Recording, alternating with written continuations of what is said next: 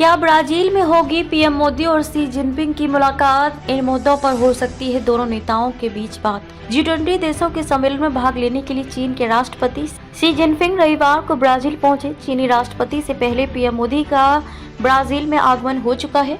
उम्मीद जताई जा रही है कि G20 शिखर सम्मेलन के दौरान दोनों नेताओं के बीच मुलाकात हो सकती है। भारत के साथ संबंध बेहतर करने में जुटा चीन। सिन्हुआ समाचार की रिपोर्ट के अनुसार एक बयान में शी जिनपिंग ने कहा कि वह दोनों देशों के बीच संबंधों को और बढ़ाने पर ब्राजील के राष्ट्रपति के साथ विचारों के आदान प्रदान के लिए उत्सुक हैं। दोनों नेताओं के बीच अंतर्राष्ट्रीय और क्षेत्रीय मुद्दों पर चर्चा हो सकती है। रूस में ब्रिक्स सम्मेलन के दौरान दोनों नेताओं की बैठक हुई थी। जानकारी के मुताबिक बैठक में आर्थिक विकास, जलवायु संकट और अंतर्राष्ट्रीय व्यापार पर चर्चा की जाएगी। एशिया की दो शक्तिशाली देशों के राष्ट्राध्यक्ष की मुलाकात पर दुनिया की नजर रहेगी। भारत चीन व्यापार 2022 में 135 अरब डॉलर का आंकड़ा छू चुका है। दोनों देशों के बीच आर्थिक साझेदारी में सुधार की काफी गुंजाइश है। सीमा विवाद सुलझाने के बाद क्या बोले एस जयशंकर? पूर्वी लद्दाख में वास्तविक नियंत्रण रेखा LAC पर चीन के साथ विवाद निपटाने के बाद दोनों नेताओं के बीच ये मुलाकात होने वाली है। LAC को लेकर दोनों देशों के बीच सीमा विवाद को सुलझाने के बाद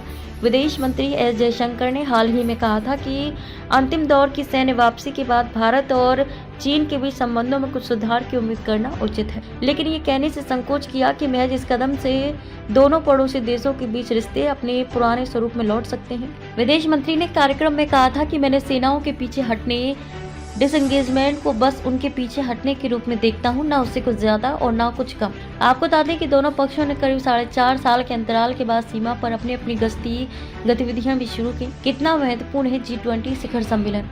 G20 शिखर सम्मेलन के लिए शासनाध्यक्ष रविवार से रियो डी जेनेरियो पहुंचना शुरू हो गए। इस सम्मेलन में 2 दिन गरीबी व भुखमरी से लेकर वैश्विक संस्थानों में सुधार तक के मुद्दों से निपटने पर विचार विमर्श होगा। हालांकि जलवायु परिवर्तन से निपटने के लिए सैकड़ों अरब डॉलर जुटाने के लक्ष्य पर सहमति बनाने का काम COP29 को सौंपा गया है, लेकिन इस धन को जारी करना G20 के नेताओं के हाथ में है। G20 देशों का वैश्विक अर्थव्यवस्था में 85% योगदान है और जलवायु वित्त पोषण में सहायता करने वाले बहुपक्षीय विकास बैंकों के वे सबसे बड़े योगदान करता है। वे दुनिया भर में 75% से अधिक ग्रीन हाउस गैसों के उत्सर्जन के लिए भी जिम्मेदार हैं। संयुक्त राष्ट्र के जलवायु प्रमुख साइमन स्टील ने शनिवार को G20 नेताओं को पत्र लिखकर उनसे जलवायु वित्त पर कार्य करने का आग्रह किया, जिसमें विकासशील देशों के लिए अनुदान बढ़ाना और द्विपक्षीय विकास बैंकों के सुधारों को आगे बढ़ाना शामिल है।